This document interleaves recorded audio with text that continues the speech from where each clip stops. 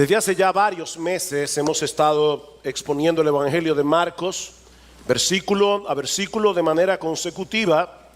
Y en la mañana de hoy nos encontramos en el capítulo 13 de Marcos, una sección conocida como el discurso del Monte de los Olivos, por el lugar en el que esa enseñanza fue expuesta. Esta es la enseñanza más extensa del Señor en el Evangelio de Marcos. Marcos no es un evangelio de muchos discursos, es un evangelio de acción. Pero este capítulo tiene 37 versículos.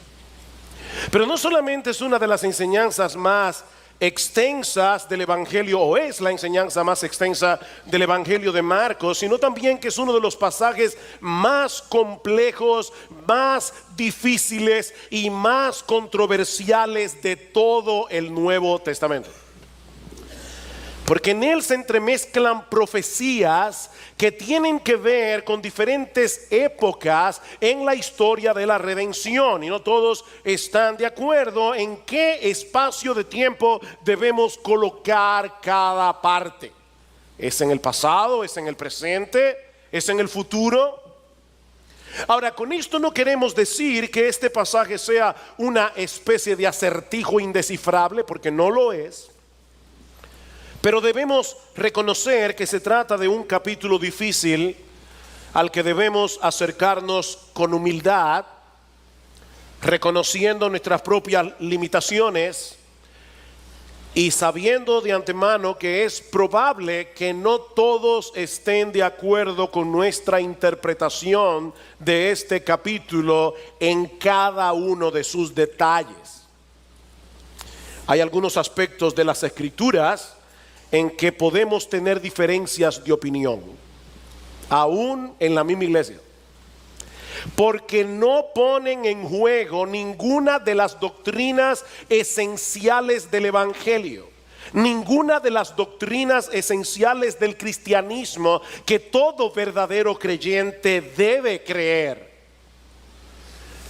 Mis hermanos, déjenme decirles que la Biblia es un libro extremadamente claro en lo que respecta a nuestra salvación. Lo que todos nosotros necesitamos entender y conocer acerca de Cristo, acerca de su obra, para ser salvos, para ser cada vez más santo, eso es algo que hasta los niños pueden entender. Pero debemos reconocer que hay porciones de las Escrituras que son más difíciles que otras. De hecho, el mismo Pedro dice que Pablo escribió cosas que son difíciles de interpretar. Y yo creo que el capítulo 13 de Marcos es uno de esos capítulos.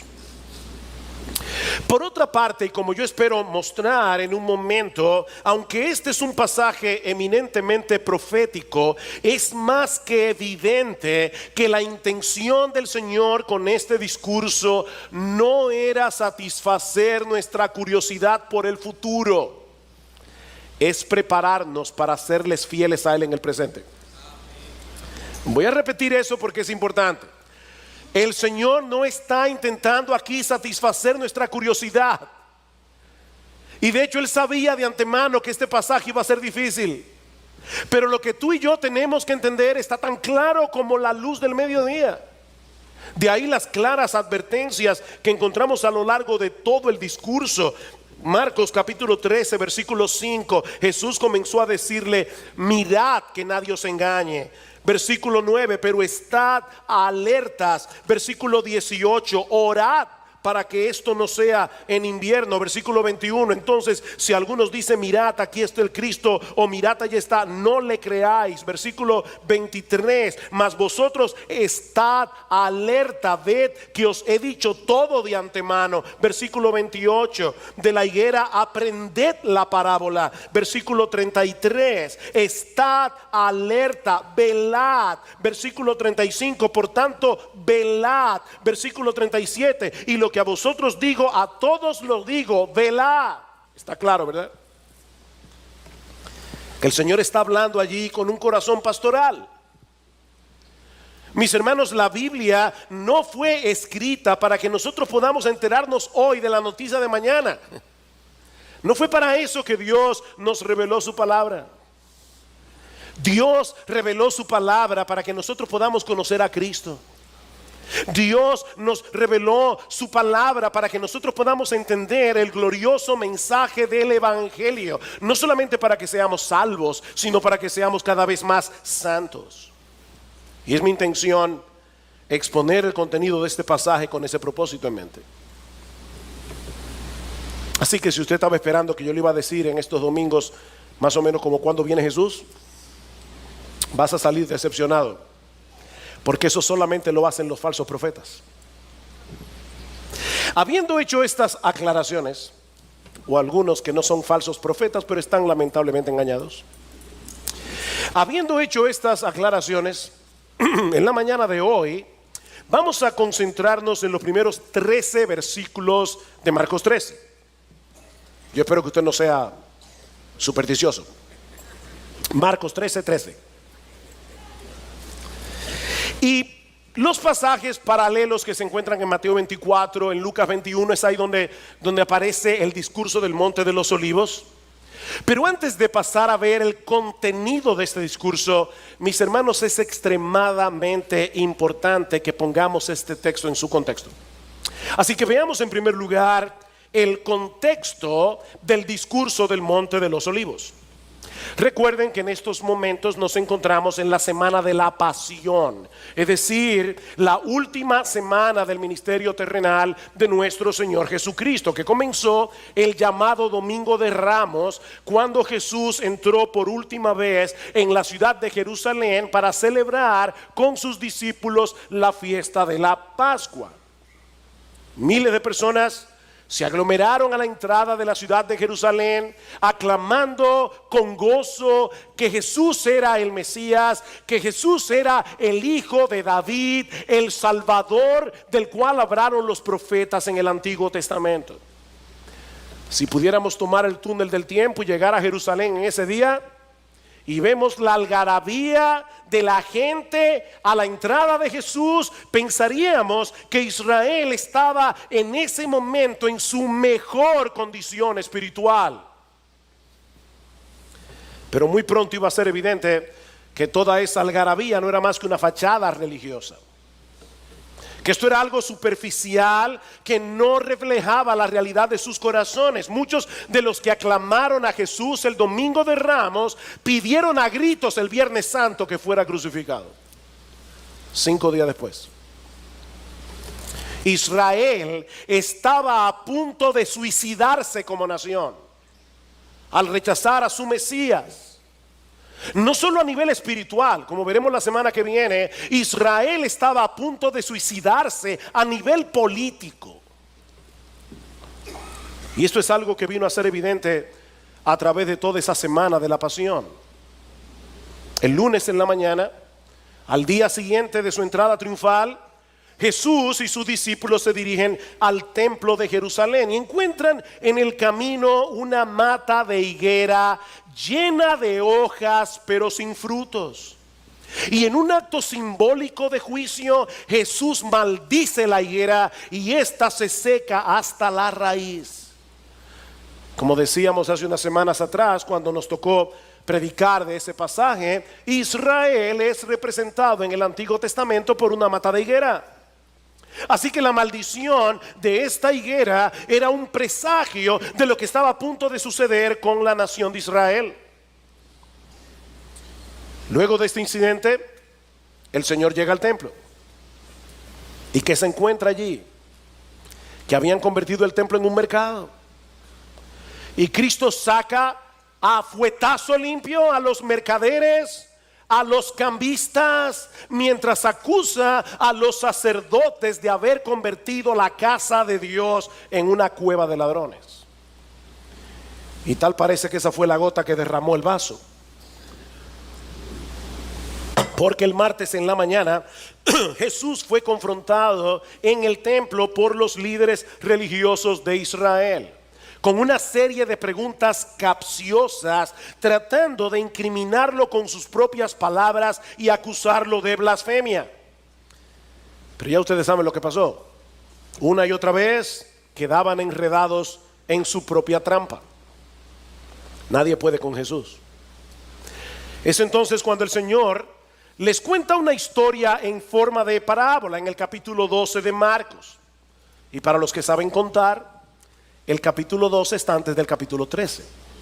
Así que Jesús está preparando a la audiencia, preparando a sus discípulos para lo que Él va a enseñar en el capítulo 13. Y esta historia en parábola es acerca de un hombre que había plantado una viña y se la había arrendado a unos labradores. Recuerden, Cristo está hablando aquí con los escribas y los fariseos.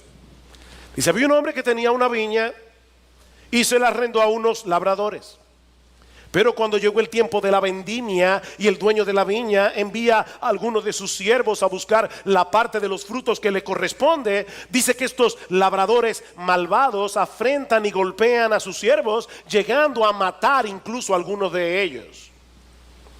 Pero en vez de arremeter contra estos labradores perversos y darles lo que merecían, dice Jesús, escuchen bien, el dueño decide enviarle lo más preciado que tenía, a su propio hijo, al amado de su corazón.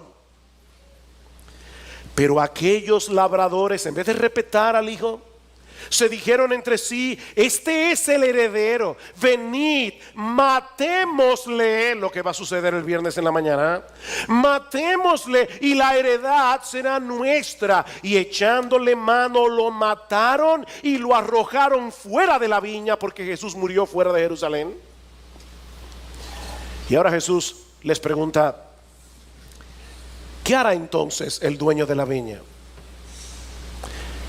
Y ellos responden, vendrá y destruirá a los labradores y dará la viña a otros. En el Evangelio de Mateo encontramos la versión más completa. Ellos le dijeron, llevará a esos miserables a un fin lamentable y arrendará la viña a otros labradores que le paguen los frutos a su tiempo.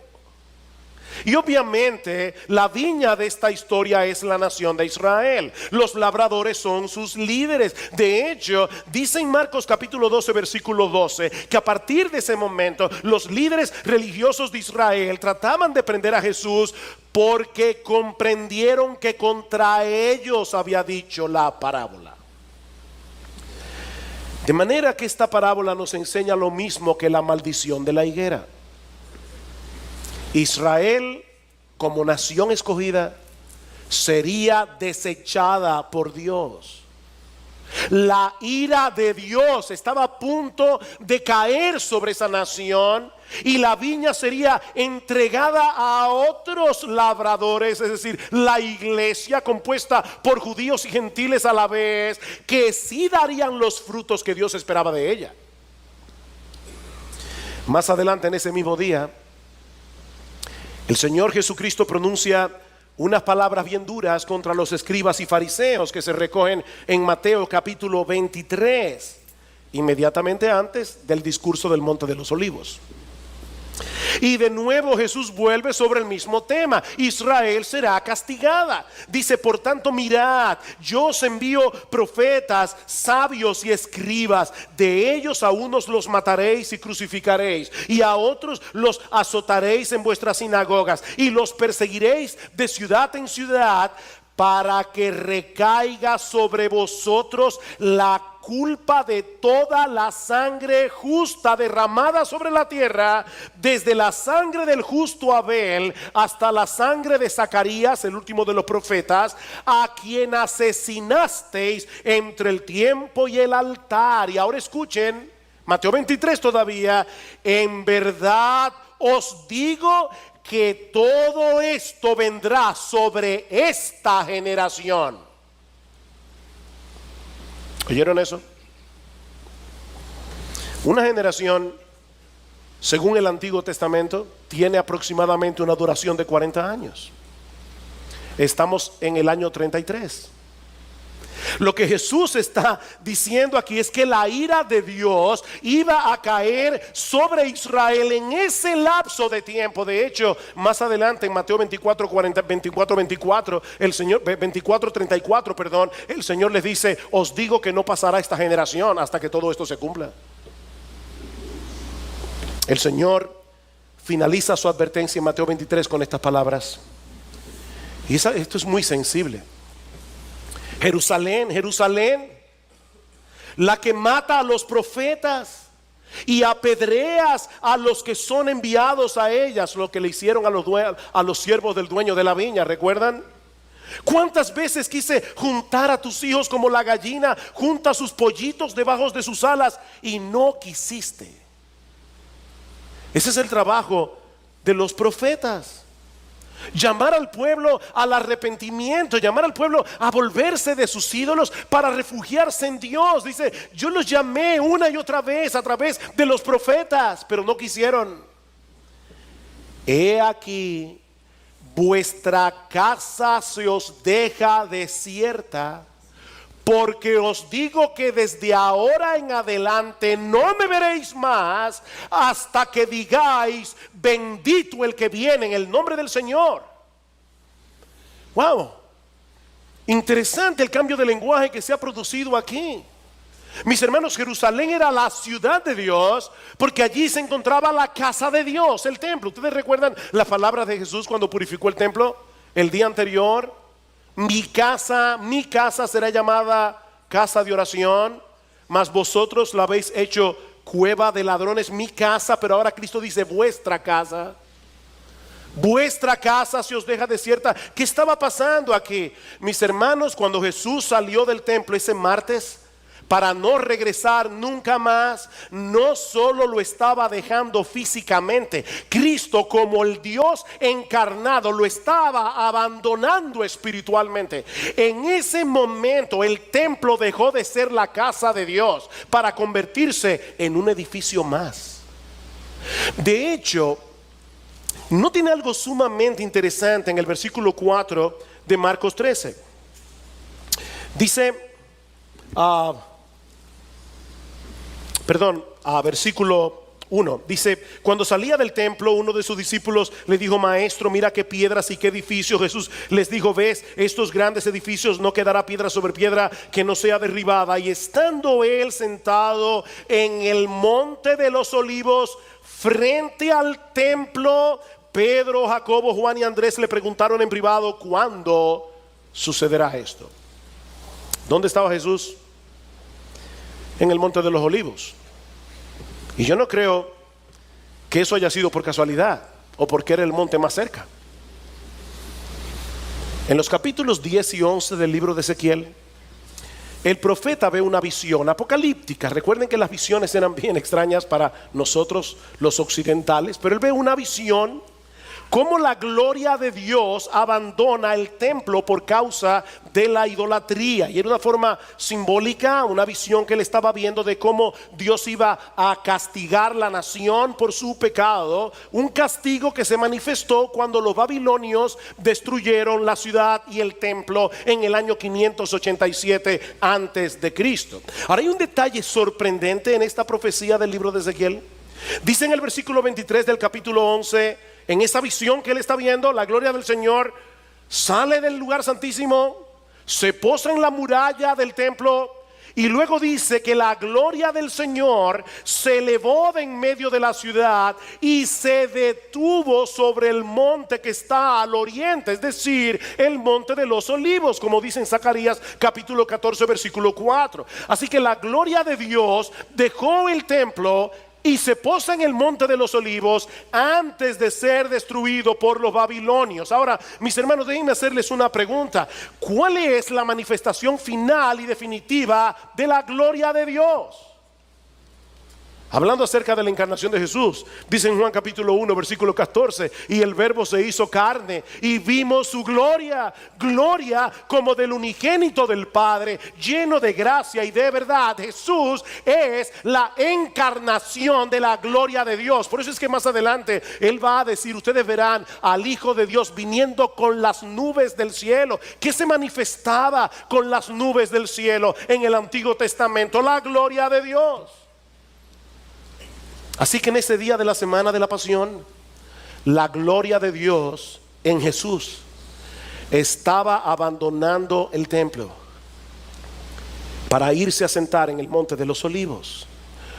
Ahora entendemos mejor las palabras de Jesús en Mateo 23. He aquí, vuestra casa se os deja desierta.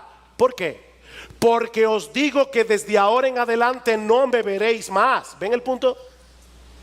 Vuestra casa es desolada, es la misma palabra que se usa en griego aquí. Vuestra casa será desolada porque ustedes no me verán más hasta que digáis, bendito el que viene en el nombre del Señor. Pero yo le voy a hacer una pregunta, ¿esas palabras no le suenan familiares? Bendito el que viene en el nombre del Señor. Eso fue lo que los judíos dijeron cuando Jesús entró en Jerusalén el domingo de Ramos. Y ahora Jesús está diciendo, sí, ustedes me aclamaron a mí ese domingo diciendo, bendito el que viene en el nombre del Señor, hosana en las alturas. Pero todo eso era de la boca para afuera. Lo que Jesús está diciendo aquí es, Dios los está abandonando porque no me reconocieron a mí como el Mesías. Todo lo que ustedes dijeron de mí durante mi entrada triunfal no era más que una fachada. Por eso me voy del templo para no regresar nunca más. Vuestra casa será desolada porque la gloria de Dios, que soy yo, ya no estará allí. Por eso es que alguien decía, con Jesús no hay alternativa. O Jesús era un loco, o era un farsante, o era Dios. Como dice el C.S. Lewis, no me salgas con esa condescendencia hacia Jesús diciendo que era un gran hombre. No, si Jesús no era Dios, Él no era un gran hombre. Si Jesús no era Dios, era un megalómano, o estaba loco. Pero Él era Dios. Dios de Dios, luz de luz, Dios verdadero del Dios verdadero. Mis hermanos, fue la gloria de Dios encarnada la que abandonó el templo ese día. Dios estaba repudiando a Israel y a la ciudad santa para que no fueran su casa nunca más. Como bien señala Sam Storms, la destrucción física del templo no era otra cosa que la consumación externa del repudio espiritual de parte de Dios. Ese es el trasfondo del discurso del Monte de los Olivos. Y si no entendemos eso, no vamos a entender el discurso. Eso nos lleva a nuestro segundo encabezado, la profecía sobre la destrucción del templo. Tal parece que las palabras de Jesús dejaron en shock a los discípulos. ¿Que la ciudad de Jerusalén será destruida? ¿Qué va a pasar entonces con el templo? De ahí probablemente el comentario del capítulo del versículo 1 dice, cuando salía del templo, uno de sus discípulos le dijo, maestro, mira qué piedras y qué edificios, como diciendo, ¿de verdad tú estás diciendo que eso será destruido? Ahora, para entender el asombro de los discípulos, necesitamos conocer algunas cosas acerca del templo y lo que ese edificio significaba para los judíos. El templo original fue construido por Salomón, como muchos de ustedes saben, el hijo de David, en el siglo X antes de Cristo. Pero tal como dijimos hace un momento, fue destruido por los babilonios en el 587, por lo que el templo tuvo que ser reconstruido en el año 516 antes de Cristo, cuando los israelitas volvieron del exilio babilónico. Pero ese nuevo templo no era ni sombra del anterior. Así que muchos años más tarde, en el 19 antes de Cristo, Herodes el Grande, no lo confundan con el Herodes de los días de Jesús, ese era hijo de Herodes. Este es Herodes el Grande. Herodes el Grande decidió comenzar una remodelación masiva del templo. Herodes era reconocido por sus proyectos de construcción monumentales, pero ninguna de sus obras se compara con el templo de Jerusalén. Todos dicen que el templo llegó a convertirse en uno de los edificios sagrados más esplendorosos del mundo. El historiador judío Flavio Josefo lo describe de esta manera: la parte exterior del edificio tenía todo aquello que pudiese producir asombro al alma y a los ojos, al estar cubierto por todos lados con gruesas planchas de oro Apenas salía el sol, el templo empezaba a irradiar un resplandor tan intenso que los que se esforzaban en mirarlo se veían obligados a desviar sus ojos como si se tratase de rayos solares. A los extranjeros que se aproximaban les parecía desde lejos como una montaña revestida con un manto de nieve, debido a que todo lo que no estaba cubierto de oro era de un blanco purísimo. Para que ustedes tengan una idea, todo el complejo del templo cubría 35 acres de terreno. Es decir, que adentro del terreno cabían 12 canchas de fútbol, para que ustedes puedan tener una idea de lo que era el templo de Jerusalén. Se calcula aún al día de hoy que algunas de sus piedras, de las piedras que se emplearon para su construcción, pesaban 1.000.000 de libras. De hecho, algunas de las columnas que soportaban el pórtico eran tan anchas que apenas podían ser abarcadas por 3 hombres tocándose con la punta de los dedos. Apenas podían abarcarla. De manera que para los judíos era impensable que un edificio como ese pudiera ser destruido. Eso era imposible. Recuerden, hermanos, estamos en el siglo I, no hay tanques de guerra, no hay bombas. Aparte de que era la casa de Dios. Ellos pensaban, ese edificio es intocable. Ese edificio es la casa de Dios. Imagínense ahora cuando Jesús les dice, versículo 2: ¿ves estos grandes edificios? No quedará piedra sobre piedra que no sea derribada. Y no olviden que el Señor está diciendo, y ustedes lo verán, porque todo esto va a suceder durante esta generación. Ustedes lo verán. Era un shock total. La semana que viene nosotros vamos a hablar más ampliamente acerca del cumplimiento de esta profecía cuando estudiemos los versículos 14 al 23. Pero lo que Jesús está describiendo aquí es una destrucción total. Él está diciendo, el templo va a ser destruido hasta los cimientos. No quedará piedra sobre piedra. Y no solo el templo será destruido, toda la ciudad de Jerusalén será destruida. Ese será el clímax de la ira de Dios sobre esta nación por haber desechado a su Mesías. Por eso les decía hace un momento, Israel estaba a punto de suicidarse como nación. En Lucas, el pasaje paralelo, lo describe de esta manera. Recuerden la pregunta de los discípulos, ¿cuándo va a suceder esto? En Lucas 21 el Señor les dice, cuando veáis a Jerusalén rodeada de ejércitos, sabed entonces que su desolación está cerca. Es la misma palabra de Mateo 23:38 cuando dice, vuestra casa se os deja desierta. Ahora está diciendo, cuando veáis a Jerusalén rodeada de ejércitos, sabed que la destrucción está cerca. Por eso los que estén en Judea huyan a los montes. ¿Saben que los historiadores se extrañan? Porque eso lo vamos a ver más ampliamente la semana que viene. Estoy aquí tratando de no meterme más allá, pero es difícil aguantar la tentación. ¿Saben que los historiadores se extrañan? Porque muchos judíos, casi la población entera fue arrasada por Tito, por los romanos en el año 70. Pero muy pocos cristianos murieron, muy pocos. ¿Saben por qué? Porque ellos tomaron en serio las palabras de Jesús. Y cuando ellos vieron el ejército de Vespasiano, comandado por Tito su hijo, ellos no le hicieron caso a los que decían, no se preocupen, que ya Cristo viene, ya la salvación está cerca, no se vayan de Jerusalén, nosotros vamos a resistir como hombres.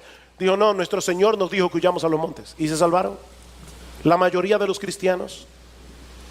Huyan a los montes, y los que estén en medio de la ciudad, aléjense, y los que estén en los campos, no entren en la ciudad, porque estos son días de venganza, para que se cumplan todas las cosas que están escritas. Ay de las que estén encintas y de las que estén criando en aquellos días, porque habrá una gran calamidad sobre la tierra e ira sobre este pueblo. Y caerán a filo de espada y serán llevados cautivos a todas las naciones, y Jerusalén será hollada por los gentiles hasta que los tiempos de los gentiles se cumplan. Esa profecía se cumplió tan literalmente que hasta Sosúa llegaron los judíos. Serán llevados cautivos a todas las naciones.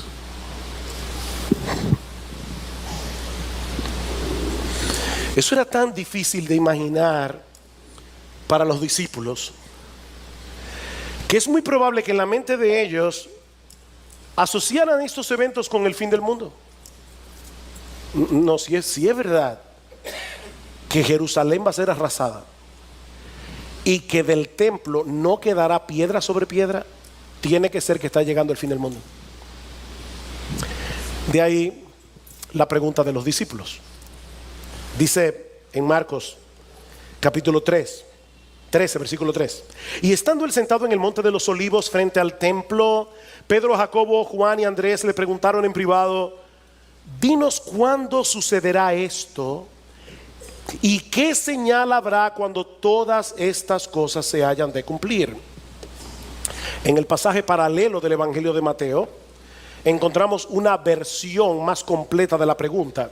Ellos preguntaron: dinos cuándo sucederá esto, refiriéndose obviamente a la destrucción de Jerusalén y del templo, y cuál será la señal de tu venida y de la consumación del siglo. Tal parece que en la mente de ellos esas tres cosas tenían que suceder al mismo tiempo: la destrucción de Jerusalén y del templo, la segunda venida de Jesús y el fin del mundo. Pero ahora Jesús les hace ver que hay un lapso indefinido de tiempo entre un evento y los otros dos. Esa es la razón del discurso del Monte de los Olivos. Ven, hermanos, ¿por qué les decía al principio que Jesús no estaba tratando de darnos ayer la noticia de mañana? Ese no es el propósito. Estos hombres necesitaban instrucción. Y lo que Jesús les está diciendo es: no se dejen engañar, ni la segunda venida de Cristo ni el fin del mundo van a suceder inmediatamente después de la destrucción de Jerusalén y del templo. Muchas cosas tienen que ocurrir antes de mi segunda venida. Ahora, increíble, Cristo no ha muerto todavía en la cruz, y Él está diciendo: yo voy a morir, voy a resucitar, voy a subir al cielo y vuelvo otra vez. Pero no conecten una cosa con la otra, porque primero viene la destrucción de Jerusalén, la destrucción del templo, y luego viene mi segunda venida. Si ellos no entendían eso, no solamente serían fácilmente engañados, sino que podían sentirse profundamente frustrados al estar esperando algo que no iba a suceder en el tiempo en que ellos pensaban que iba a suceder. De ahí las advertencias del Señor en los versículos 5 al 13. Cristo da dos advertencias que voy a ver muy brevemente. La primera en los versículos 5 al 8. Y básicamente lo que el Señor les está diciendo allí es: tengan cuidado, no se dejen engañar por supuestas señales. Vean el versículo 5. Jesús comenzó a decirles: mirad que nadie os engañe. Muchos vendrán en mi nombre diciendo: yo soy el Cristo, y engañarán a muchos. Y cuando oigáis de guerras y de rumores de guerras, no os alarméis. Roma estaba en paz en esos días. Pero luego del suicidio de Nerón en el 68, vino un tiempo de tanta revuelta que en el año 69, después de Cristo, un año antes de la destrucción del templo, hubo 4 emperadores en Roma en un solo año. Oiréis de guerra, rumores de guerra. No os alarméis. Es necesario que todo esto suceda, pero todavía no es el fin. Porque se levantará nación contra nación y reino contra reino, y habrá terremotos y hambres en diversos lugares. Esto solo es el comienzo de dolores.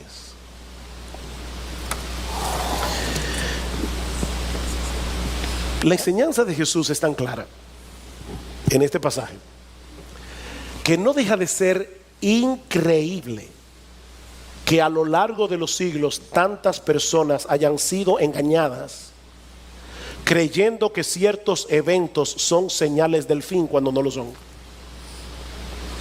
Yo no sé cuántas veces las personas pensaron, oye, esto es el fin. Yo me imagino que cuando Napoleón comenzó a conquistar Europa, muchos pensaron en el siglo XIX, ya esto se acabó. Napoleón está muerto y enterrado. Primera Guerra Mundial, eso fue horrible. Bueno, esto sí que ya es el fin del mundo. No, no es el fin del mundo. Van a oír de guerra, rumores de guerra, reino contra reino, nación contra nación. Que esos no son señales del fin, dice Jesús. No estén buscando indicios en los periódicos. Surge Hitler en Alemania, el ataque a Polonia, la Segunda Guerra Mundial. Bueno, ahora sí que no es el fin, dice Jesús. Increíble, ¿verdad? ¿Qué es lo que le pasa a la gente? Que no leen la Biblia. Lo que pasa es que no leen el texto con cuidado. Aquí dice que no se dejen engañar, que esas no son señales del fin. Eso es lo que va a estar pasando a lo largo de toda la historia hasta que yo vuelva en gloria. No se dejen engañar. Vendrán falsos cristos, oiréis de guerra, rumores de guerra, nación contra nación, reino contra reino, terremotos, hambrunas. Pero todavía no es el fin. Mis hermanos amados, no se pongan a buscar las noticias en los periódicos. Bueno, ya eso no existe casi en internet. No se pongan a buscar noticias buscando algún indicio de la venida de Cristo, porque van a terminar extraviándose. Esto es solo el comienzo de dolores, dice Jesús. Y esta es una referencia a los dolores de la mujer encinta. Es como si Jesús estuviera diciendo: la historia del mundo ya está preñada para dar a luz en algún momento el evento glorioso de mi segunda venida. Pero mis hermanos, nosotros no tenemos ni idea del tiempo que va a durar el parto. ¿Saben que hay mujeres que se pasan 24 horas con dolores? Y hay otras que en el tercer pujo dan a luz y duran 2 horas. No sabemos. Eso es lo que Jesús está diciendo. No sabemos. Eso nadie lo sabe. Tal vez, y digo esto con cuidado, pero tal vez pudiéramos decir que así como los dolores de la mujer encinta se van intensificando y haciendo cada vez más agudos a medida que se acerca el alumbramiento del bebé, bueno, de una manera similar, las señales que el Señor está mencionando aquí puede que se intensifiquen y se hagan más seguidas y agudas a medida que nos acercamos a su segunda venida, pero aún eso es muy impreciso. ¿Cómo sabemos cuántas guerras, cuántos terremotos, cuántas hambrunas tienen que llegar para que Jesús regrese en gloria? Así que primera advertencia: no se dejen engañar. Segunda advertencia, versículos 9 al 13. El Señor les dice: los creyentes van a sufrir persecución durante toda esa era, de un modo u otro, por causa mía, dice Jesús. Lo dice 2 veces: por causa mía. Pero en vez de detener el avance de la iglesia, ¿saben qué dice el Señor?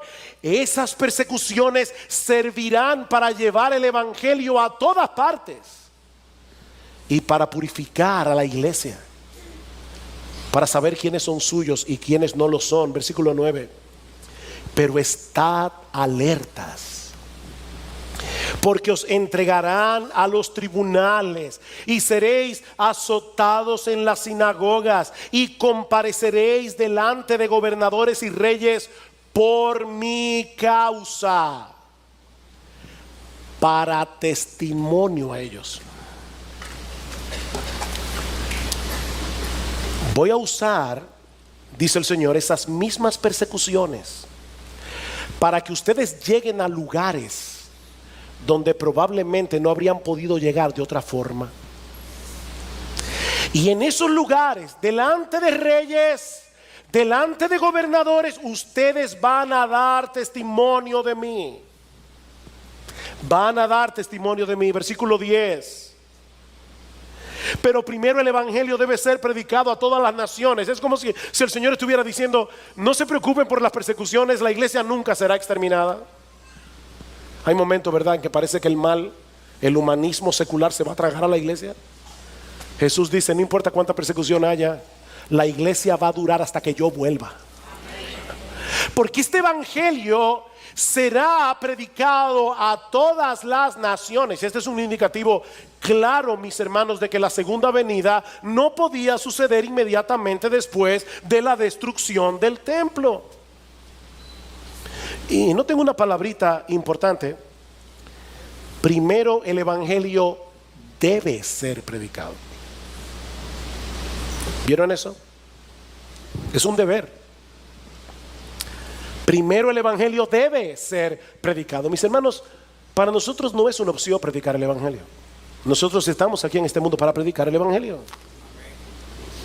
Y dice Cristo, y ese evangelio va a llegar a todas las naciones. Y el evangelio de Mateo añade: y entonces vendrá el fin.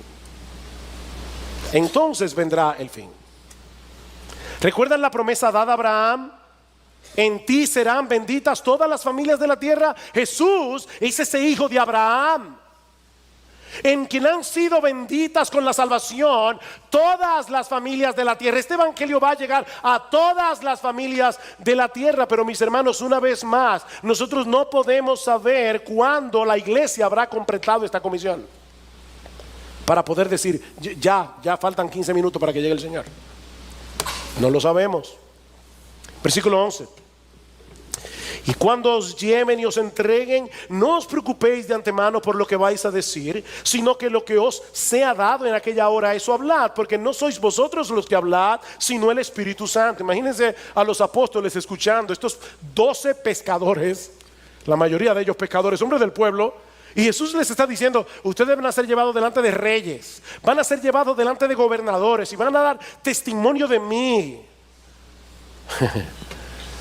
Probablemente estaban temblando, y ahora Cristo les dice: no tengan temor. No tengan temor. No se preocupen de antemano por lo que tengan que decir, porque cuando llegue el momento preciso, el Espíritu Santo que está en ustedes, Él los va a capacitar para que ustedes digan lo que tienen que decir. Él les dará el coraje, Él les dará las palabras. Y ¿saben qué, mis hermanos? Aunque esa promesa se cumple primariamente en los apóstoles, secundariamente para todos nosotros, porque después de Pentecostés el Espíritu Santo mora en todos los que son verdaderos creyentes. Yo no sé a cuántos de ustedes les ha pasado, pero hay momentos en que uno conoce a cierta persona que, ya sea por su posición o por lo que sea, uno se siente intimidado. Si a ti no te ha pasado, te felicito. A mí me ha pasado. Y uno dice: Señor, yo tengo que predicarle el evangelio. Yo no sé ni cómo voy a comenzar, pero por favor, Señor, ayúdame. Y es increíble cómo el Señor de repente abre la boca, uno comienza a hablar. Y yo no sé si a ti te ha pasado esto que yo he experimentado, pero hay momentos que yo me pregunto: ¿y soy yo que estoy hablando? Y yo sé que soy yo, no hay ninguna inspiración aquí, pero hay una capacitación especial del Señor para predicar su palabra. Así que no tengan temor. No tengan temor. Versículo 12. Y el hermano entregará la muerte al hermano, y el padre al hijo, y los hijos se levantarán contra los padres y les causarán la muerte, y seréis odiados de todos por causa de mi nombre. No es fácil experimentar persecución de parte del gobierno. Pero mis hermanos, cuando esa persecución viene de la familia, es mucho más doloroso, es mucho más difícil de soportar. Pero mis hermanos, eso es lo que millones de creyentes han tenido que sufrir a lo largo de la historia. En lugares islámicos hay padres que han entregado a muerte a sus propios hijos por haberse convertido al cristianismo. Yo conocí a un joven médico de Arabia Saudita y él nos contaba su historia. ¡Wow! ¿Cuánto sufrió ese muchacho? De mano de su propia familia por haberse convertido al Señor. Y noten que Jesús no está hablando aquí de un simple rechazo de parte de los miembros de la familia. No, es mucho más que eso. Jesús está diciendo aquí que el aborrecimiento del mundo hacia Él es tan profundo que por causa de nuestra identificación con Él, dice, seréis aborrecidos de todo por causa mía. Dicen aquellos lugares y momentos donde el evangelio es ilegal, donde ser cristiano es ilegal, el hermano entregará la muerte al hermano, el padre al hijo, los hijos se levantarán contra los padres y los harán morir. Wow. Siempre se ha dicho, ¿verdad?, que la sangre pesa más que el agua, refiriéndose a la inclinación natural que sentimos hacia los miembros de nuestra propia familia, sobre todo la familia inmediata. Pero Jesús nos está diciendo en este texto que el aborrecimiento que el mundo siente hacia Él puede llegar a quebrantar esos lazos de amor y convertirse en rechazo y aborrecimiento, simplemente porque somos cristianos. Y es importante que subraye esto, porque una persona puede ser aborrecida porque es un imprudente. Yo cometí muchas imprudencias, sobre todo cuando estaba acabado de convertir. Me acuerdo predicándole a mi mamá de una manera tal, recién convertido, que mi mamá me dijo: si tú sigues hablándome de esa manera te voy a dar una galleta. Y para aquellos que no saben lo que es una galleta, porque lo están viendo por internet y están en otros países, no es una galletica de chocolate, es una bofetada. Ahora, ¿saben que yo me lo gané? Yo no siempre he sido prudente predicando el evangelio y me avergüenzo de eso. Pero por más prudente que tú seas, vas a ser rechazado. Mi hermano, tú sigues a un Salvador que fue crucificado. Tú sigues a un Salvador que fue clavado en una cruz. Tú no puedes esperar que el mundo te trate mejor de lo que lo trató a Él. Tú eres cristiano, tú llevas contigo el nombre de Cristo. Si el mundo os aborrece, dice Jesús, sabed que a mí me ha aborrecido antes que a vosotros. Si ustedes fueran del mundo, el mundo amaría los suyos. Al mundo le encanta la pompa, qué tipo más inteligente, qué tipo más brillante. Dice, miren, si ustedes fueran del mundo, el mundo los amaría. Pero ustedes son míos y por eso el mundo los va a aborrecer. Seréis aborrecidos de todos por causa de mi nombre. Pero el que persevere hasta el fin, ese será salvo. El que persevere hasta el fin.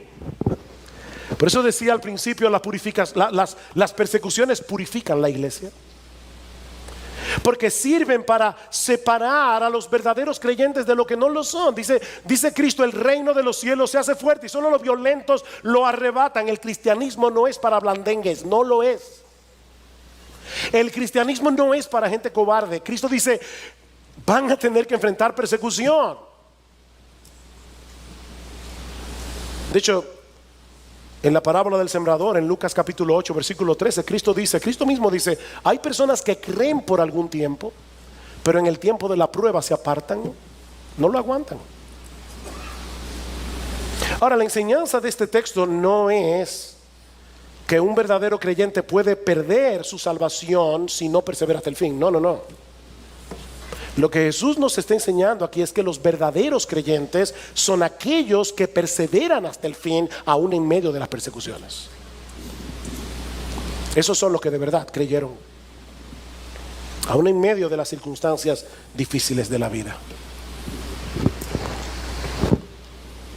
Queridos hermanos, ser cristiano nunca ha sido fácil y nunca lo será. Ser cristiano nunca ha sido fácil y nunca lo será.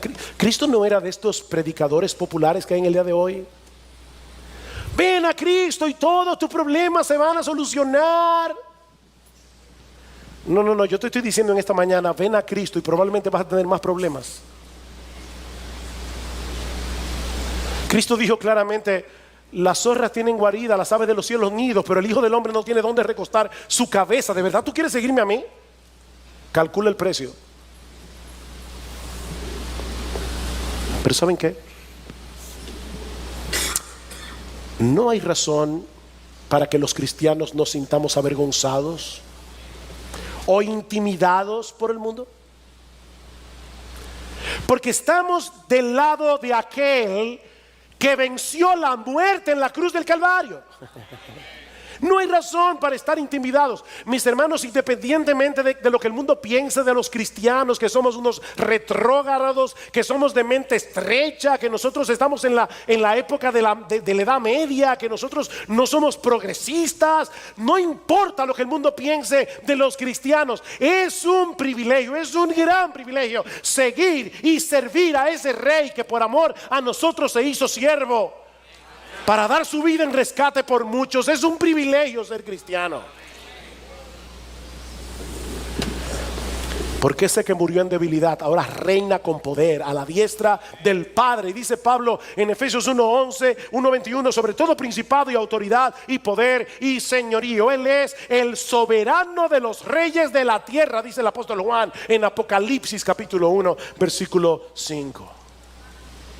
El soberano de los reyes de la tierra. Y algún día todos doblarán su rodilla ante Jesús y confesarán que Él es el Señor. Miren, mis hermanos, si hay algo que nosotros aprendemos de este pasaje, y le decía a mi esposa ayer, estoy peleando con el texto porque hay tantas cosas que tengo que decir y no las puedo decir en una sola hora. Pero si hay algo que nosotros aprendemos de la porción que vimos en el día de hoy, es que este mundo no se está moviendo a tontas y a locas. No, mis hermanos. Nuestro Dios está llevando a cabo el plan de redención que Él decretó desde antes de la fundación del mundo. Un plan de salvación que gira en torno a la persona y a la obra de Jesús. Y nada ni nadie podrá impedir que Él haga lo que Él ha diseñado hacer, lo que Él ha determinado hacer. Es por eso que Jesús anunció de antemano su muerte y su resurrección. Él dijo de antemano, yo vine a morir. Jesús anunció de antemano la destrucción de Jerusalén y del templo en un lapso de tiempo de 40 años, porque Él es el soberano de la historia.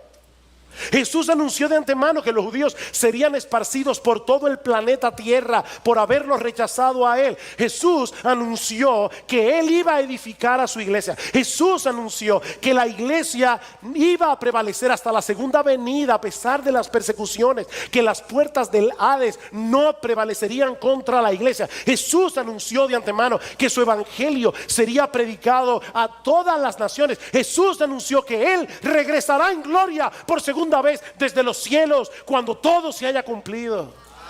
Él es el Señor de la historia. Él es Rey de reyes. Él es Señor de señores. Y algún día todos aquellos que se han rendido ante su soberanía y han venido a Él en arrepentimiento y fe, reinaremos juntamente con Él.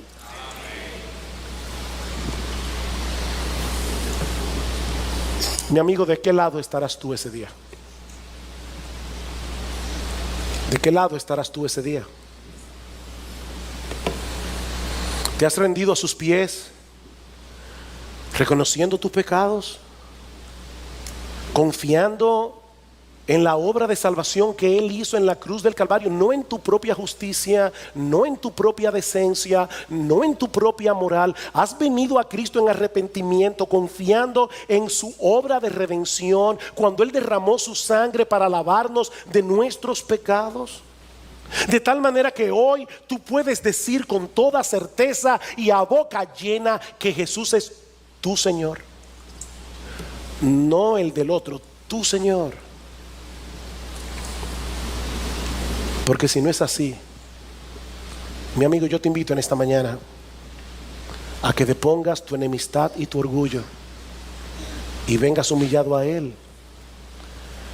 Porque no hay manera de ganar esta batalla contra aquel que venció la muerte y reina con poder a la diestra del Padre. No hay manera de ganar esta batalla. Ven a Cristo, mi amigo, y ven ahora, cuando todavía estás a tiempo de arreglar tus cuentas con Él.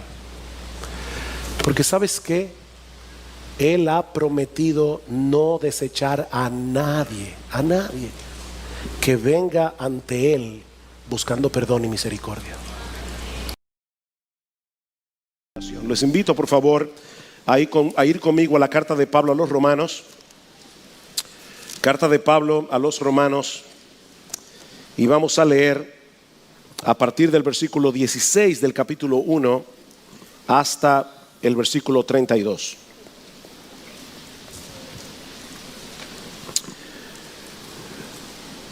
Porque no me avergüenzo del Evangelio, porque es poder de Dios para salvación a todo aquel que cree, al judío primeramente y también al griego. Porque en el Evangelio la justicia de Dios se revela por fe y para fe, como está escrito, mas el justo por la fe vivirá. Porque la ira de Dios se revela desde el cielo contra toda impiedad e injusticia de los hombres que detienen con injusticia la verdad. Porque lo que de Dios se conoce les es manifiesto, pues Dios se lo manifestó. Porque las cosas invisibles de Él, su eterno poder, su deidad, se hacen claramente visibles por medio de las cosas hechas, desde la creación del mundo, siendo entendidas por medio de las cosas hechas, de modo que no tienen excusa. Pues habiendo conocido a Dios, no le glorificaron como a Dios, ni le dieron gracias, sino que se envanecieron en sus razonamientos y su necio corazón fue entenebrecido. Profesando ser sabios, se hicieron necios y cambiaron la gloria del Dios incorruptible en semejanza de imagen de hombre corruptible, de aves, de cuadrúpedos y de reptiles, por lo cual también Dios los entregó a la inmundicia en la concupiscencia de sus corazones, de modo que deshonraron entre sí sus propios cuerpos, ya que cambiaron la verdad de Dios por la mentira, honrando y dando culto a las criaturas antes que al Creador, el cual es bendito por los siglos. Amén. Por esto Dios los entregó a pasiones vergonzosas, pues aún sus mujeres cambiaron el uso natural por el que es contra naturaleza, y de igual modo también los hombres, dejando el uso natural de la mujer, se encendieron en su lascivia unos con otros, cometiendo hechos vergonzosos hombres con hombres, y recibiendo en sí mismos la retribución debida a su extravío. Y como ellos no aprobaron tener en cuenta a Dios, Dios los entregó a una mente reprobada para hacer cosas que no convienen, estando atestados de toda injusticia, fornicación, perversidad, avaricia, maldad, llenos de envidia, homicidios, contiendas, engaños y malignidades, murmuradores, detractores, aborrecedores de Dios, injuriosos, soberbios, altivos, inventores de males, desobedientes a los padres, necios, desleales, sin afecto natural, implacables, sin misericordia. Quienes, habiendo entendido el juicio de Dios, que los que practican tales cosas son dignos de muerte, no solo las hacen, sino que también se complacen con los que las practican. Como la mayoría de ustedes saben, el 26 de junio pasado, en una reñida decisión de 5 jueces contra 4, la Suprema Corte de los Estados Unidos legalizó el matrimonio homosexual en todos los estados de la Unión. Y dada la influencia que ocupa la nación norteamericana en el mundo occidental y el relativismo imperante en nuestra generación, es lógico suponer que esta decisión tendrá repercusiones de amplio alcance en muchos otros países, incluyendo la República Dominicana. Es por esta razón que nosotros vimos pertinente, los pastores de esta iglesia, detener el curso de la serie expositiva que llevamos actualmente en el Evangelio de Marcos para tratar este tema este domingo y el próximo. Como les decía hace un momento, en la mañana de hoy estaremos considerando de manera particular cuáles son las raíces de la homosexualidad a la luz de este pasaje de la carta de Pablo a los romanos. Y el domingo que viene, si el Señor lo permite, vamos a considerar cuál debe ser la respuesta de la iglesia a este intento de redefinir la familia, de redefinir el matrimonio, que son las dos instituciones más fundamentales de la sociedad humana. De igual manera, y como ya hemos avisado, en la tarde de hoy vamos a tener un panel abierto para responder acerca de la homosexualidad, abordando preguntas y temas que son difíciles de tratar en un mensaje como este. Ahora bien, hermanos, yo estoy consciente de que este es un tema polémico, este es un tema controversial, y que tanto los que están en contra como los que están a favor del matrimonio homosexual pueden asumir conductas muy agresivas para defender su posición. Por lo que yo me adelanto a decir que mi intención en esta mañana es abordar este tema desde una perspectiva bíblica y con un corazón pastoral. Desde una perspectiva bíblica, pero con un corazón pastoral. En otras palabras, nosotros queremos ser fieles a la enseñanza de las Escrituras con respecto a este tema, pero al mismo tiempo queremos ser sensibles a todos aquellos que están luchando con las consecuencias de asumir cierto estilo de vida e instruir a los creyentes para que podamos dar una respuesta que sea apropiada, no solo en el fondo, sino también en la forma. Y mi oración al Señor es que este mensaje de las Escrituras, como orábamos hace un momento, pueda traer luz donde haya verdadera confusión y pueda traer esperanza donde haya desesperación. Porque el Evangelio de Cristo sigue siendo poder de Dios para salvar a todo tipo de pecadores sin importar sus inclinaciones sexuales. El Evangelio salva a heterosexuales porque necesitan el Evangelio. El Evangelio salva a homosexuales porque necesitan el mismo Evangelio que necesitan los heterosexuales. Por otra parte, es importante aclarar que el tema central de este pasaje que vamos a estudiar en la mañana de hoy en la carta de Pablo a los romanos no es la homosexualidad. Y ya yo dije claramente que quiero ser fiel a la enseñanza de este texto. El tema central de este pasaje es la necesidad del Evangelio. De hecho, la Biblia no es un manual de sexualidad. La Biblia es una historia de la redención. Pero como yo espero mostrar en esta mañana, cuando nosotros colocamos la sexualidad humana en el contexto de esa gran historia redentora que se revela en las Escrituras, estamos mejor equipados para entender el problema con el que estamos lidiando aquí, así como la solución que Dios ha provisto para resolver ese problema. La tesis de Pablo en este pasaje es que todos, absolutamente todos los hombres por igual necesitan la salvación que el Evangelio anuncia, porque todos, absolutamente todos, son igualmente culpables en la presencia de Dios. Así que la buena noticia del Evangelio comienza con una noticia muy mala, y de hecho no podemos entender la buena noticia del Evangelio si no entendemos primero la mala, que es lo que Pablo pasa a explicarnos aquí a través del versículo 18. Y aunque no es mi intención exponer este pasaje con todo lujo de detalle, es un pasaje muy denso, al menos tenemos que entender cuál es la esencia de la acusación que Pablo plantea aquí contra la raza humana y que demanda un costosísimo plan de salvación como el que Dios anuncia en el Evangelio.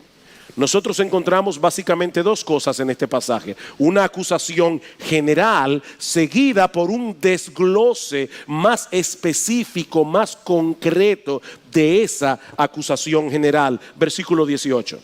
Porque la ira de Dios se revela desde el cielo contra toda impiedad e injusticia de los hombres que detienen con injusticia la verdad.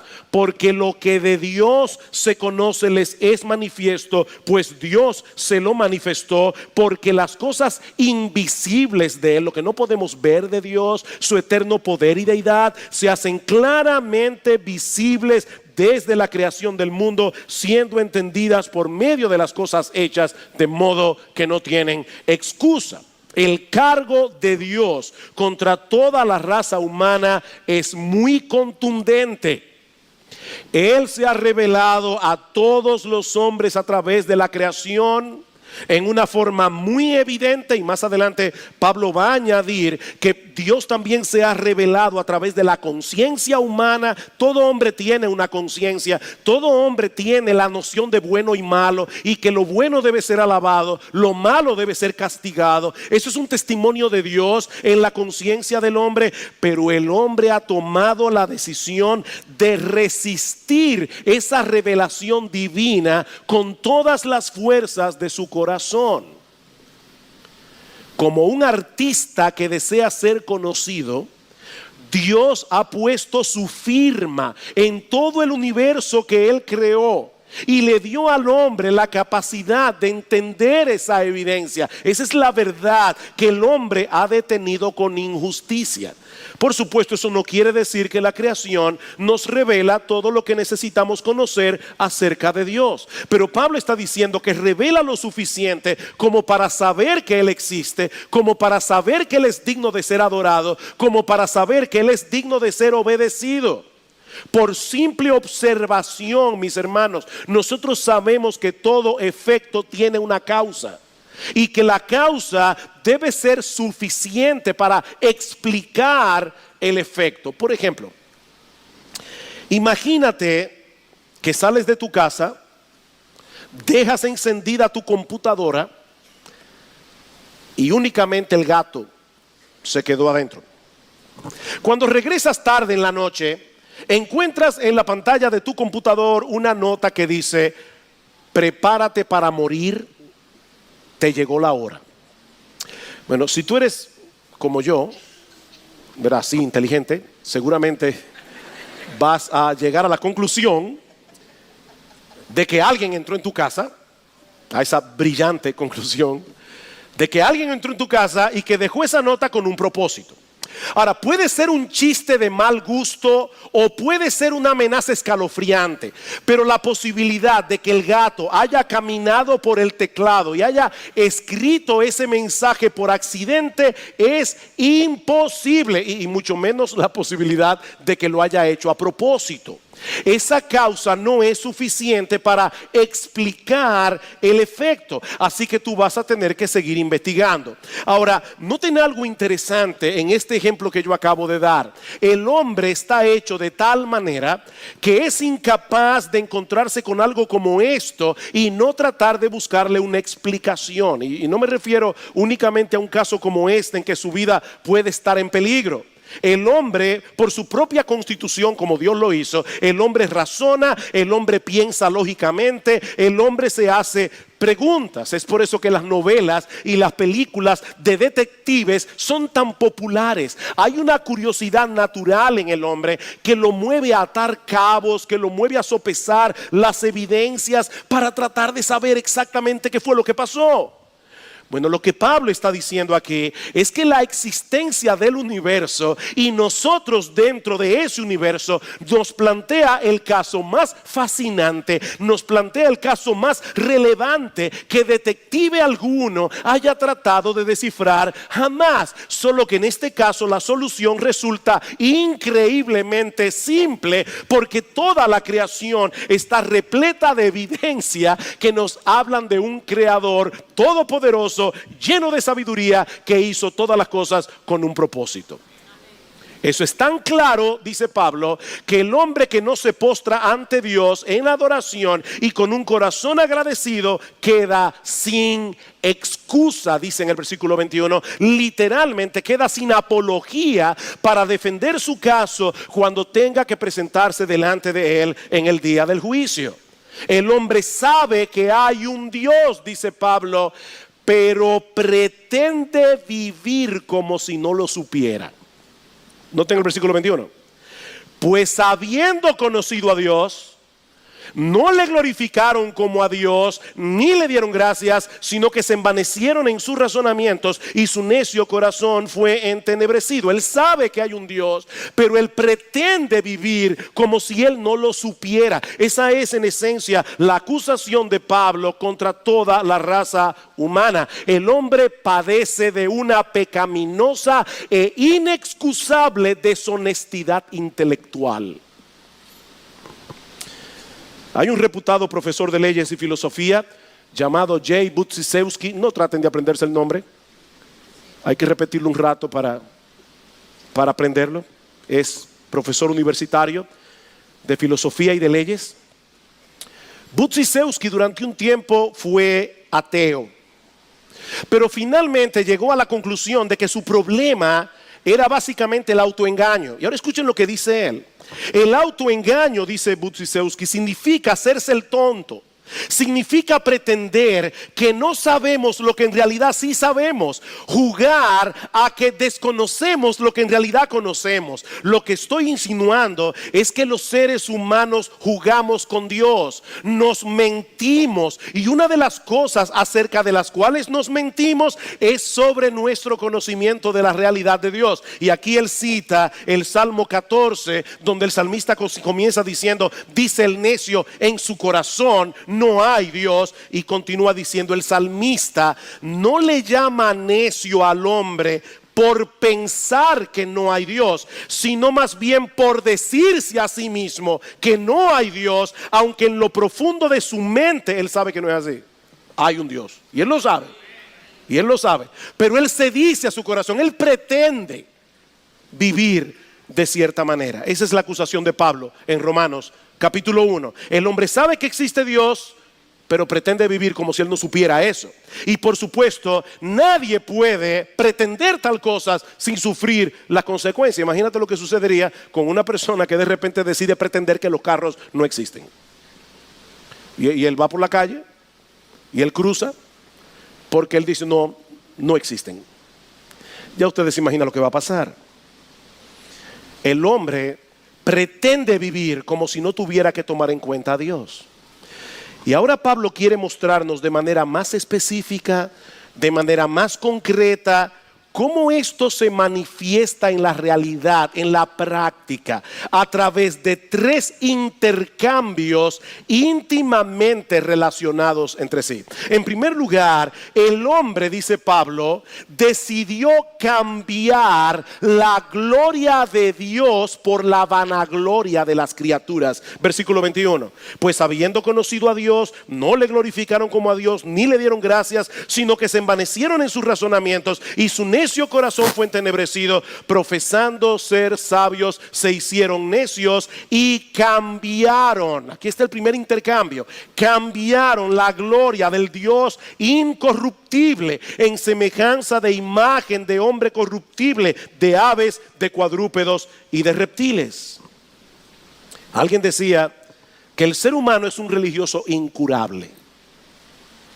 Como fuimos creados originalmente para adorar a Dios y encontrar en Él nuestra seguridad y nuestra satisfacción, el hombre no puede desechar a Dios sin caer en la idolatría. Eso es imposible. Y debo aclarar, porque somos personas muy sofisticadas del siglo XXI, que cuando hablamos de idolatría no podemos pensar únicamente en un adorador de imágenes. Todo aquello en lo que ponemos nuestra confianza, en lo que buscamos nuestra identidad, nuestra seguridad, que no sea Dios, ese es nuestro ídolo. Es aquello en lo que nos refugiamos en momentos de dificultad, o como dice Timothy Keller, son aquellas cosas con las que contamos para hacer nuestras vidas significativas. Son aquellas cosas de las cuales decimos: yo necesito eso para ser feliz, o si yo no tengo eso, mi vida no vale nada ni significa nada. Eso es un ídolo. El hombre busca desesperadamente en las cosas creadas lo que solo puede encontrar en el Creador. Y por eso experimenta una profunda insatisfacción, no importa su inclinación sexual. Hermano, yo tengo que seguir insistiendo. Este pasaje no es acerca de la homosexualidad. Este pasaje es acerca de la culpabilidad humana. El hombre vive insatisfecho, no importa si es homosexual o si es heterosexual. C.S. Lewis decía que la historia de la humanidad es una terrible y larga historia del hombre tratando de encontrar algo que no sea Dios, pero que le haga feliz.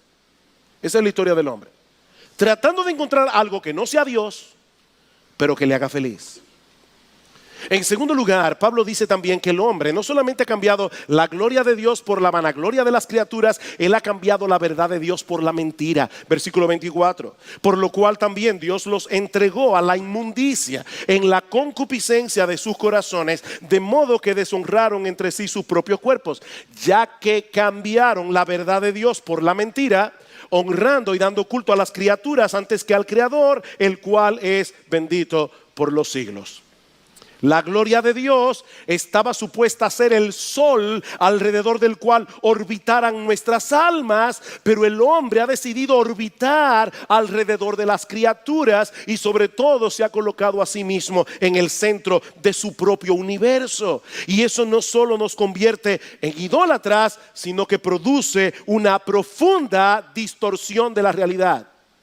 Una profunda distorsión de la realidad. El hombre ha cambiado la verdad de Dios por la mentira, en el sentido de que ha decidido poner a un lado al Creador, descansar en la criatura.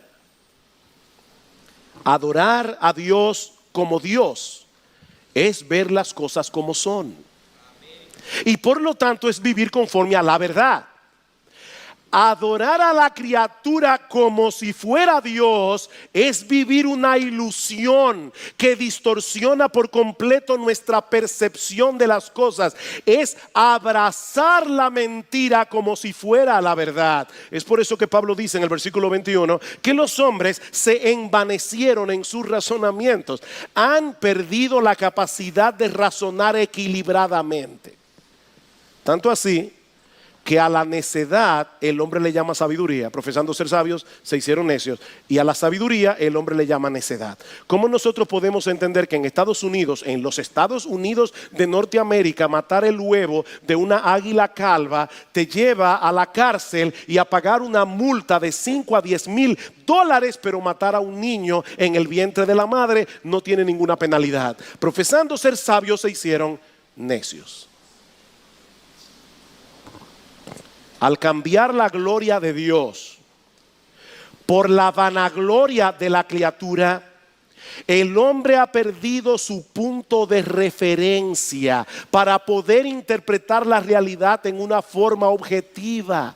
Y una de las ilustraciones más claras de esa terrible distorsión es precisamente la homosexualidad, que es el tercer intercambio que Pablo menciona en el pasaje, versículo 26.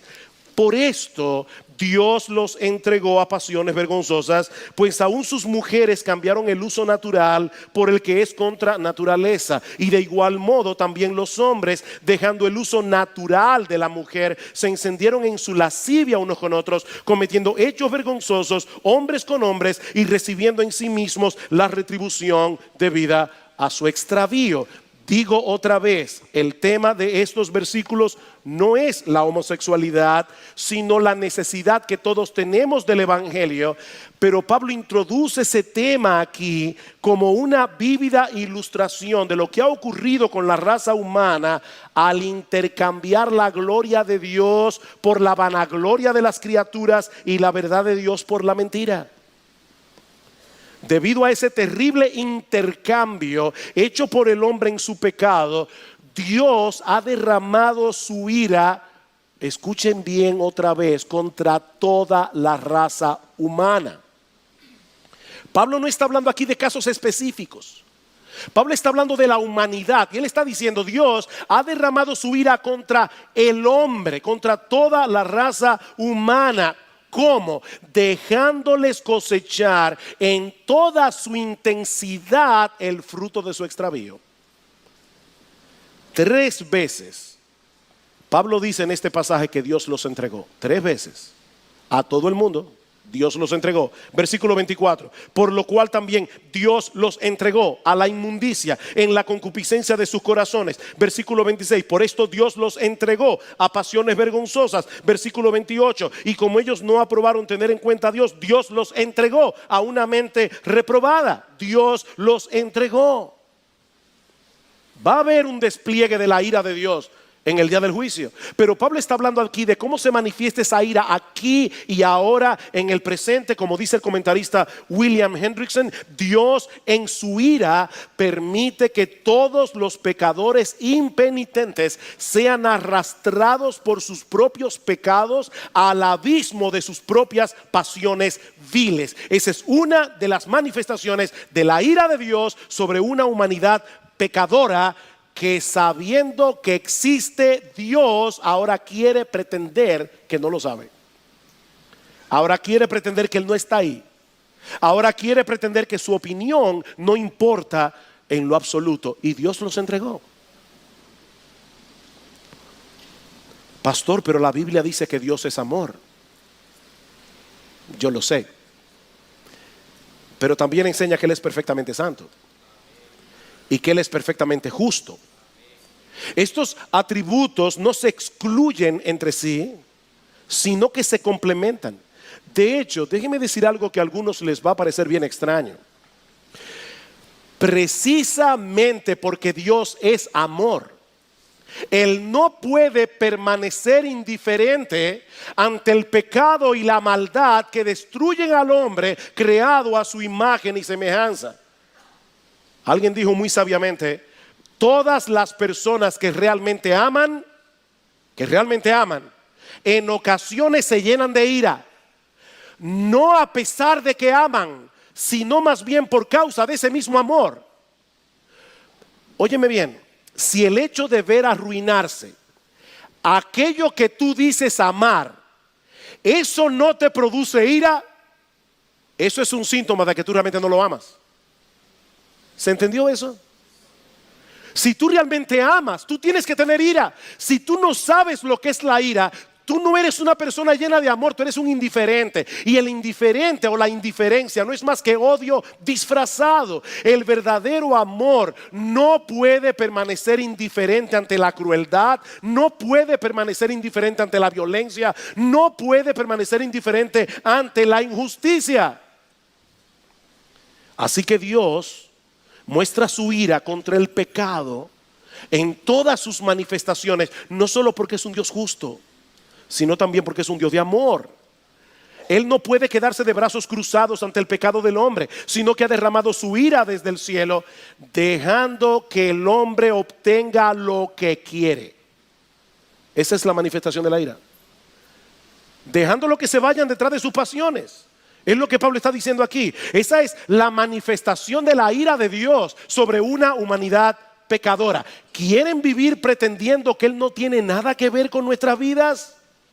A pesar de todas las evidencias que Él ha dejado de sí mismo, Dios les está dejando experimentar las consecuencias de esa terrible y pecaminosa decisión. Y la homosexualidad no es más que una muestra de cuán distorsionada puede llegar a ser la percepción de la realidad cuando se decide vivir de espaldas a Dios, al punto de llegar a deshonrar sus propios cuerpos, como dice Pablo en el versículo 24. Por lo cual también Dios los entregó a la inmundicia en la concupiscencia de sus corazones, de modo que deshonraron entre sí sus propios cuerpos. Esa palabra inmundicia se refiere a todo tipo de pecado sexual, incluyendo también la homosexualidad, como vemos en los versículos 26 al 27. Y noten que los términos que Pablo usa en los versículos 26 y 27 para referirse a este pecado específico. En ambos versículos nos dice que son pasiones vergonzosas, que son antinaturales, Y al final del versículo 27 dice que es una conducta extraviada que trae consigo inherentemente retribución o castigo de parte de Dios. Y yo creo que de lo que Pablo está hablando allí no es del SIDA. Cuando Pablo dice en el versículo 27, recibiendo en sí mismos la retribución debida a su extravío, lo que Pablo está diciendo es que la perversión misma es parte del castigo. Es un pecado que lleva a más pecado, y esa es parte del castigo de Dios. Pero yo sé que estas palabras son fuertes, pero hermanos, eso está en la Biblia. Esa es la opinión de Dios revelada en las Escrituras. La conducta homosexual es una violación al orden establecido por Dios cuando Él hizo al hombre para la mujer y a la mujer para el hombre. Es en ese sentido que Pablo está usando aquí la expresión contra naturaleza. Y nosotros sabemos, yo he tratado con muchos homosexuales o con varios homosexuales a lo largo de mi ministerio. Yo sé que muchos perciben como natural sus inclinaciones homosexuales y que algunos piensan incluso que han nacido así. Pero quiero decir esto con todo cuidado. No son nuestros deseos, por más fuertes que sean, los que definen nuestra naturaleza. Es el propósito de Dios en la creación del hombre y de la mujer. El problema es que el pecado ha distorsionado tanto la personalidad humana que ahora deseamos cosas que no deberíamos desear. Y aclaro, este es un mal que nos afecta a todos, homosexuales y heterosexuales, a todos. El deseo de un hombre casado por otra mujer que no sea su esposa no hace legítima la poligamia. Porque no son nuestros deseos lo que definen lo que está bien y lo que está mal, y mucho menos cuáles deben ser nuestros derechos civiles. No son nuestros deseos lo que definen eso. De manera que la práctica homosexual es un pecado, independientemente de lo fuerte que pueda ser la inclinación de aquel que lo practica, porque violenta el diseño de Dios para la sexualidad y para el matrimonio. Dios diseñó el matrimonio para que un hombre y una mujer pudieran unirse y llegar a ser una sola carne. ¿Saben para qué? Y esto es lo hermoso del matrimonio: para que sean una parábola viviente de la relación de Cristo con su iglesia, como dice Pablo en Efesios capítulo 5.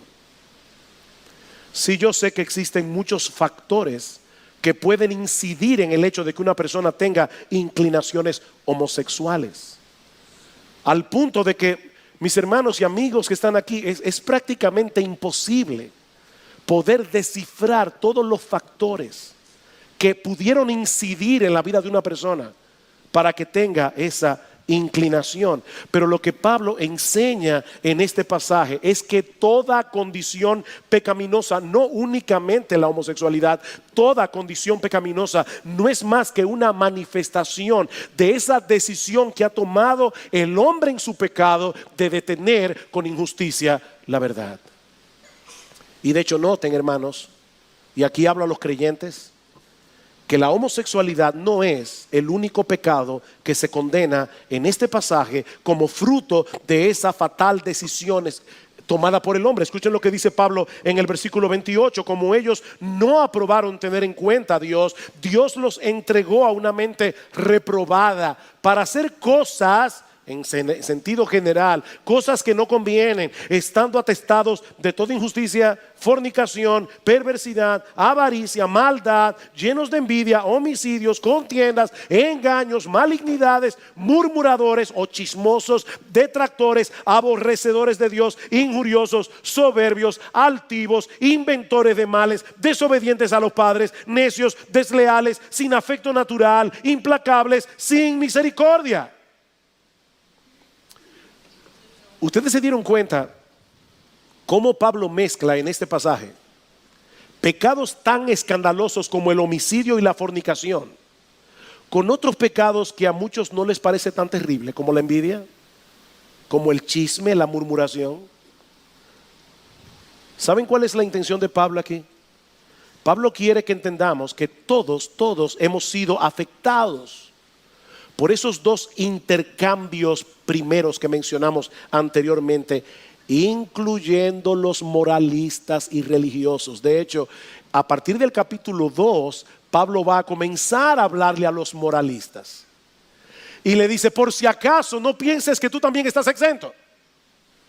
Y al final termina diciendo, todos estamos bajo pecado. Romanos capítulo 3, versículo 9 al 10. No hay justo ni aún uno, no hay quien busque a Dios, no hay quien entienda. Homosexuales y heterosexuales, todos somos igualmente culpables, porque todos hemos cambiado la gloria de Dios por la vanagloria de las criaturas. Todos hemos cambiado la verdad de Dios por la mentira. Unos lo manifiestan de un modo, otros de otro. Pero todos hemos detenido con injusticia la verdad y todos tendremos que dar cuenta por esto algún día en el tribunal de Dios. Pero es aquí precisamente donde entra el juego el glorioso evangelio de nuestro Señor Jesucristo. Todo lo que Pablo está diciendo aquí, todo lo que Pablo está diciendo es para poner en contexto la sorprendente y extraordinaria noticia de que Dios diseñó un plan de salvación con el propósito de salvar a todo tipo de pecadores independientemente de sus inclinaciones sexuales. Versículo 16, porque no me avergüenzo del evangelio, porque es poder de Dios para salvación. ¿A quiénes? A todo aquel que cree, al judío primeramente y también al griego, porque en el evangelio la justicia de Dios se revela por fe y para fe, como está escrito, mas el justo por la fe vivirá. Pablo, ¿y por qué nosotros necesitamos esa gloriosa noticia del evangelio? ¿Por qué necesitamos esa salvación que el evangelio anuncia? Porque la ira de Dios se revela desde el cielo contra toda impiedad e injusticia de los hombres que detienen con injusticia la verdad. La palabra evangelio significa buena noticia. Pero esta buena noticia solo tiene sentido en el contexto de la mala noticia que hemos estado presentando hoy aquí. El hombre ha pecado gravemente contra Dios. El hombre ha detenido con injusticia la verdad. Habiendo conocido a Dios, él ha decidido pretender que Dios no está allí, que no hay que tomarlo en cuenta. Y eso ha traído como consecuencia un montón de conductas pecaminosas y distorsionadas. Pero ahora escuchen lo que hizo Dios para resolver ese problema. Romanos capítulo 3, versículo 21. Pero ahora, aparte de la ley, se ha manifestado la justicia de Dios, testificada por la ley y por los profetas, la justicia de Dios por medio de la fe en Jesucristo para todos los que creen en Él, porque no hay diferencia, por cuanto todos pecaron, todos, y están destituidos de la gloria de Dios, siendo justificados gratuitamente por su gracia mediante la redención que es en Cristo Jesús, a quien Dios puso como propiciación, es decir, como aquel que recibe todo el peso de la ira de Dios que el pecado merece, a quien Dios puso como propiciación por medio de la fe en su sangre, para manifestar su justicia a causa de haber pasado por alto en su paciencia los pecados pasados, con la mira de manifestar en este tiempo su justicia, a fin de que Él sea el justo y el que justifica al que es de la fe de Jesús. Este es un pasaje teológicamente muy denso, en palabras muy sencillas. Lo que Pablo está diciendo aquí es que Dios envió a su Hijo al mundo, nuestro Señor Jesucristo, la segunda persona de la Trinidad, para derramar sobre Él la ira justa que merecen nuestros pecados, para así poder justificar a todo el que ponga su confianza únicamente en Él, sin pasar por alto así su justicia. Todos los pecados enumerados en Romanos 1, todos, incluyendo la homosexualidad, incluyendo el lesbianismo, pero incluyendo también a los odiosos, a los necios, a los desleales, a los moralistas hipócritas, a los religiosos hipócritas, a los desobedientes a los padres, a los inventores de males, a todos los que se enumeran en la lista de Romanos 1, todos serán perdonados si ponen su fe en el Señor Jesucristo. ¿Saben por qué? ¿Saben por qué? Porque Dios derramó sobre él en la cruz del Calvario el castigo justo que merece cada uno de esos pecados. De esa manera él sigue siendo justo, porque él no dejó el pecado sin castigo. Él sigue siendo justo y es al mismo tiempo el que justifica al que es de la fe de Jesús. Ese es el mensaje del Evangelio. Que aquel que no conoció pecado, por nosotros fue hecho pecado, para que nosotros fuésemos hechos justicia de Dios en él. Dios resolvió el problema causado por ese terrible intercambio hecho por el hombre a través de otro intercambio, el glorioso intercambio de la cruz. Cristo sufrió el castigo que nosotros merecemos, para que todo el que se arrepienta de sus pecados y se ampare en él por la fe, reciba de parte de Dios las bendiciones que él merece por su justicia. Hace un momento decíamos que Dios ha derramado su ira en este mundo caído, dejándole al hombre cosechar en toda su intensidad el fruto de su extravío. Y esa es indudablemente una manifestación de su justo aborrecimiento por el pecado. Pero ¿saben qué? Esa moneda tiene otra cara. Escuchen lo que dice Pablo más adelante en Romanos capítulo 8, versículo 18. Pues tengo por cierto que las aflicciones del tiempo presente no son comparables con la gloria venidera que en nosotros ha de manifestarse, porque el anhelo ardiente de la creación es el aguardar la manifestación de los hijos de Dios, porque la creación fue sujetada a vanidad, a futilidad, a lo que no sirve, a la frustración, no por su propia voluntad, sino por causa del que la sujetó, en esperanza, porque también la creación misma será libertada de la esclavitud de corrupción a la libertad gloriosa de los hijos de Dios. ¿Saben lo que Pablo está diciendo aquí? Que toda la frustración que nosotros experimentamos al vivir en este mundo caído tiene la intención de despertarnos a la realidad de lo horroroso que es cambiar la gloria de Dios por la vanagloria de la criatura, con el fin de que muchos puedan volverse de su pecado, poniendo su fe en el Señor Jesucristo y colocando a Dios en el lugar que le corresponde. Mi amigo, hay esperanza para el pecador, independientemente de sus inclinaciones sexuales. Hay esperanza para el homosexual, hay esperanza para el heterosexual, hay esperanza para el liberal y hay esperanza para el moralista hipócrita. Hay esperanza. Hay esperanza para el publicano y hay esperanza para el fariseo, porque hay salvación en Cristo para todo aquel que cree. Escribiendo su carta a los Corintios, Pablo les recuerda que ningún pecador impenitente heredará el reino de Dios. Ninguno. No erréis, dice Pablo, ni los fornicarios, ni los idólatras, ni los adúlteros, ni los afeminados, ni los que se echan con varones, ni los ladrones, ni los avaros, ni los borrachos, ni los maldicientes, ni los estafadores heredarán el reino de Dios. Pero ahora Pablo dice, y esto erais algunos de vosotros. Esto erais algunos, mas ya habéis sido lavados, ya habéis sido santificados, ya habéis sido justificados en el nombre del Señor Jesús y por el Espíritu de nuestro Dios. Yo sé que muchos nos acusan de homofóbicos porque decimos que la homosexualidad es un pecado. Y lamentablemente no sería correcto de mi parte dejar de reconocer que muchos cristianos actúan de tal manera que muestran la realidad de esa acusación. Pero ¿saben cuál es la realidad? La verdad verdadera detrás de todo esto. Que solo los cristianos pueden y deben manifestar verdadero amor hacia los homosexuales, al mostrarles su problema con la justicia de Dios, para luego presentarles la esperanza que todos tenemos en Cristo.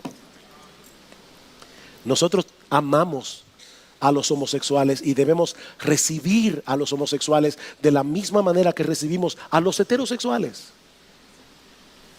Queridos hermanos, no perdamos el foco en medio de este debate que se ha levantado en torno al matrimonio homosexual. Sí, nosotros queremos hablar donde quiera que el Señor nos dé la oportunidad de hacerlo y presentar la verdad acerca de la sexualidad humana y acerca del matrimonio en cualquier plataforma en la que nosotros podamos hacerlo. Pero nunca olviden que nuestra misión principal en el mundo es predicar el evangelio de Jesucristo, proclamando a los pecadores de todo tipo, homosexuales y heterosexuales, que hay perdón y vida eterna para todo aquel que cree. Me encanta como dice John Piper: Dios no nos ha llamado a ganar las elecciones, sino a ganar almas, corazones y mentes. Él no nos ha llamado a controlar el Congreso, sino a predicar el evangelio. Él no nos ha llamado a vivir seguros, sino a decir la verdad. Él no nos ha llamado a evitar el conflicto, sino a amar a todos. Así que habla la verdad en amor, confía tu causa a Dios y mantén la gloria de Dios en el centro de tu alma, de modo que todos los planetas de tus pasiones giren en su órbita adecuada. Si nos abren la puerta del Congreso, vamos a ir al Congreso. Y gracias al Señor que ya pasó este martes pasado. Y seguiremos hablando y seguiremos yendo siempre que nos abran la puerta. Pero hermanos míos amados, el día que nos cierren la puerta del Congreso, el día que cambien las leyes, Jesucristo sigue siendo Dios. Dios sigue sentado en su trono. El evangelio sigue siendo poder de Dios para salvación. Y nosotros tenemos que seguir predicándolo, aunque la cultura a nuestro alrededor esté absolutamente en contra nuestra.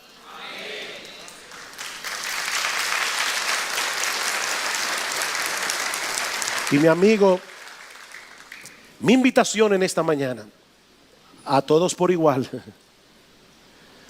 es que vengas a Cristo en arrepentimiento y fe.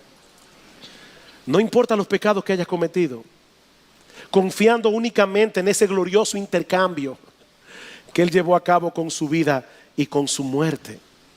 Él vivió la vida de perfecta obediencia que nosotros no podíamos vivir, para luego morir en la cruz del Calvario, la muerte que tú y yo merecíamos morir, para que todo aquel que en Él cree no se pierda, mas tenga vida eterna. Dios salva y Dios transforma por el poder del evangelio, únicamente por gracia, por medio de la fe.